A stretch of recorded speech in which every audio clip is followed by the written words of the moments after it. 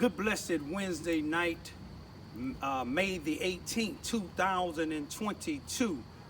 It's about 10:37 p.m. I greet all human beings all around the world with a universal greetings of peace and the blessings of God be with you.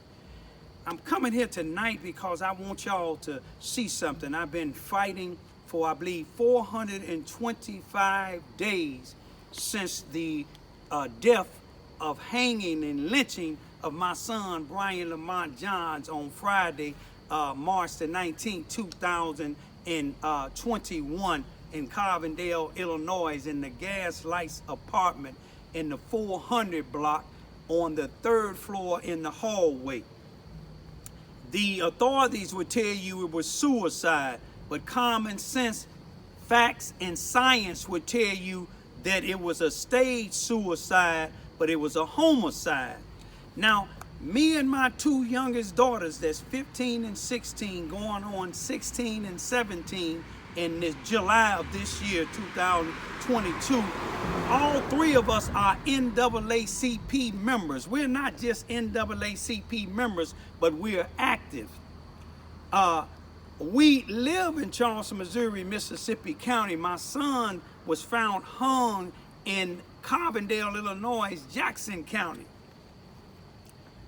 I filed a complaint with the NAACP chapter in Carbondale, Illinois on May the 11th, 2021. 372 days ago, I filed it via email, since they got it right away. I sent an email to the president, Linda Flowers, of the NAACP in Carbondale, Illinois. I sent an email personally to Nancy Maxwell, who's supposed to be the chairperson of the criminal division in the NAACP, who gave me the complaint application to file. Today, 372 days later, they told me to wait until the case is closed, and the case been closed since August of 2021 by the police department. It was closed by the prosecuting attorney, Jackson County, Illinois, on in September the 23rd of 2021, and they're yet to get back with me. But I talked to the national president, Derek Johnson, on April the 11th, 2022. And he told me that they don't get involved in that type of cases. But yet, when this shooting happened in Buffalo, New York, when the 10 people got shot, Derek spoke up. But I want y'all to listen to this video that's finna play right after this here to show you how the NAACP supposed to operate. This one preacher, that's the NAACP president in Buffalo, New York, he not only had a visual prayer, he also got with what they call the New York State Conference president. Each state has a state conference president which governs the whole state that they're in. He said that he said they starting a GoFundMe for these people. He's asking the Justice Department to come up and sign a hate crime law like they did for the agents.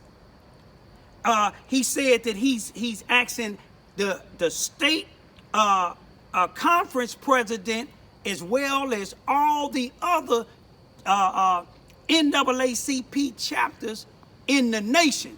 Remember, I told you it's over 2 million NAACP members. He asking all of these other chapters in this nation to come together with them to go up to the go to the Justice Department, asking for justice for these people that got killed, asking for a GoFundMe for the people that got killed, and asking all of them to come together. Now that's what an NAACP president would do in a city. But here in Charleston, Missouri, yet they haven't prayed with me. They haven't came together with me. They haven't tried to help me get any help. Now, the Missouri State Conference president, he emailed and told me, I ain't seen nothing on paper.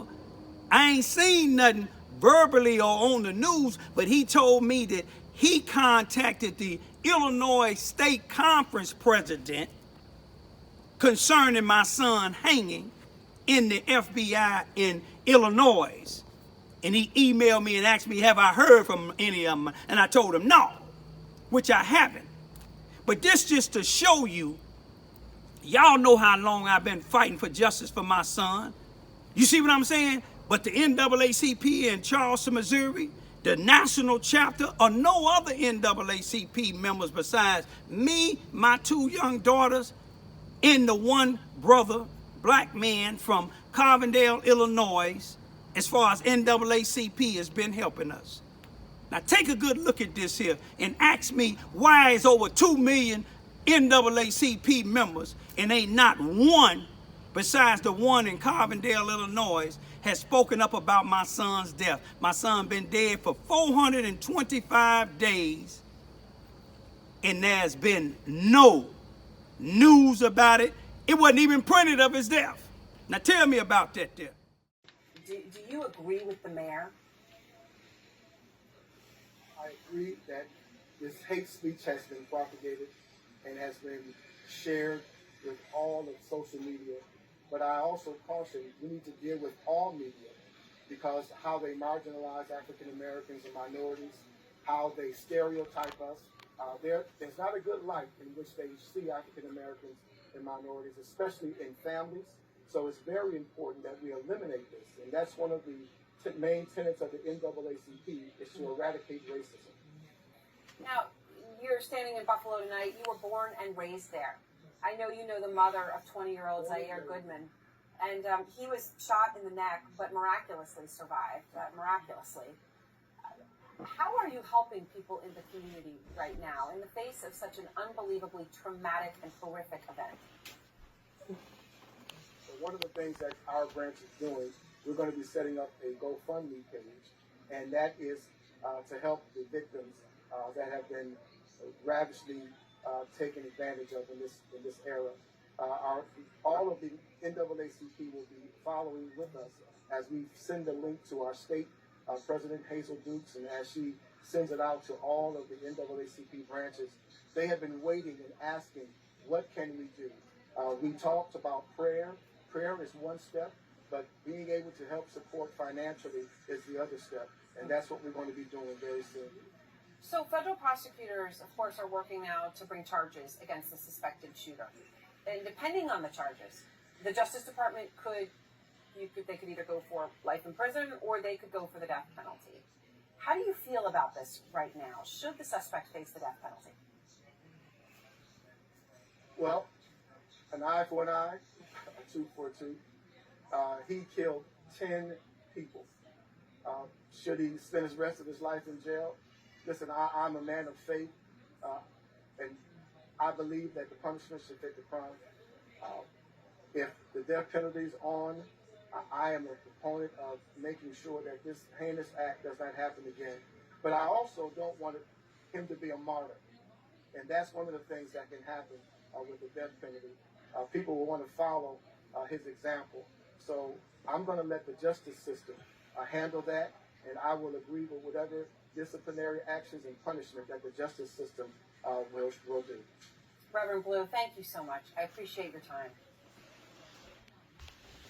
Thank you. Thank you for having me. Yes, sir. The next Now, you've seen this video where this preacher in Buffalo, New York, that's the NAACP president, you seen all the steps that he took for these people that died, even though one of the individuals that died in there is somebody that he know that they're a family member. But he had a prayer visual. He asking the national chapter, the New York State Conference president, and all the other chapters to come together. Now, if he seen the hanging position my son was hung in, and my son was in New York, I believe they would have did something. But it's a shame Charleston, Missouri, none of these NAACP people is helping us. Carbondale, Illinois, none ain't helping us. The national chapter president, I talked to him personally, and he said they don't have the funds or the resources. But this one in Buffalo showing you a whole different thing. He getting a GoFundMe going.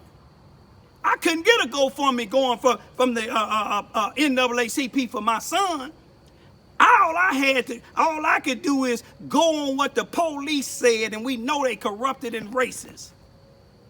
I couldn't get them to contact the other NAACP chapters. I couldn't get them to put my son's case on the news so we could try to get some help. But I'm going to leave with this here. The NAACP ain't got to help me. God is helping me. And the people that's been helping me that ain't been in the news, I thank y'all. Peace be still.